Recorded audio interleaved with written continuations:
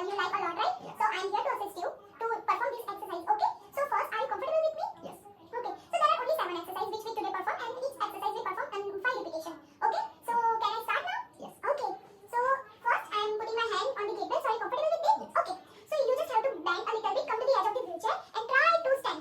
Okay, stand up. And we have to go to the nearby bag. Okay, put your hand here and take support. You just maintain the distance. That is very good. Are you comfortable? Yes. Okay. So can we start? Shall I start to perform exercise? Okay. So in first exercise, that is toe taps. So if the purpose of performing toe tap exercise is because like when you walking, like every day every person is walking. So it's a very big part of like if you don't have good stability in toe taps, it's not right work in a walking. Okay. So in toe taps you have to move your toes in upward direction and simultaneously you have to do in both ways. Okay. So you may start now. Okay. 2, 3, 4, 5. That's great. You really did a great job. And do you feel any discomfort or pain? No. You are really great, man. Okay, so in second exercise, we have to raise our heel raise. That is also important for your walking. And like in that, our muscles that are contributed in our like trapezius, the muscles are contributed for this exercise. Okay.